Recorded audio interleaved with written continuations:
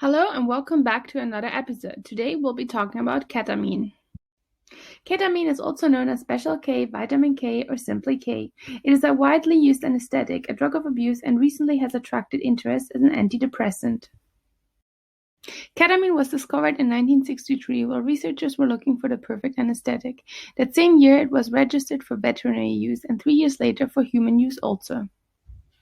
In the 70s, ketamine was used as a field anesthetic during the Vietnam War because it does not cause respiratory depression and can therefore be used safely even when there is little to no medical equipment.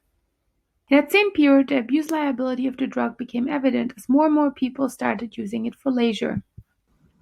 Ketamine exists in two different stereoisomers, that is, compounds with the same chemical formula but a different structure.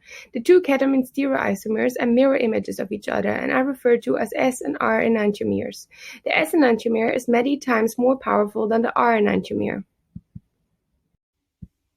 Ketamine is a lipophilic molecule that easily crosses from the blood into the brain. In the brain, it binds and blocks the NMDA receptor.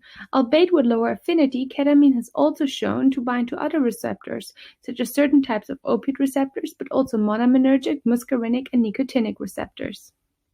When used as an anesthetic, ketamine is injected intravenously. The great thing about ketamine is that it causes a loss of consciousness without depressing respiration or heart rate. This means that it can be used even in settings where advanced medical equipment is lacking. When taken for leisure, ketamine is either snorted or injected intramuscularly. Taking a bump, like a single low dose of ketamine, will result in a dreamy feeling. One large dose of ketamine or bumping, that is the accumulation of many smaller doses, will result in dissociation and in some cases to an experience also known as a K-hole. Dissociation is the process that leads someone to separate from reality with feelings of emotional detachment but also physical separation from their bodies. Although different people experience K-holes in different ways, they are often said to resemble a near-death experience. People cannot move nor talk and feel as if they are leaving the body and moving towards the light. A K-hole can be perceived as frightening, but also as spiritual and enlightening.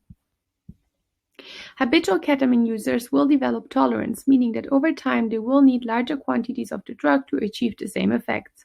Another risk is that of developing a psychological dependence with irritability and cravings when not using. Unlike other drugs, however, ketamine abstinence does not cause withdrawals. Physical side effects of long-term ketamine use are urinary incontinence and urge, that is the feeling of needing to pee all the time, and kidney damage.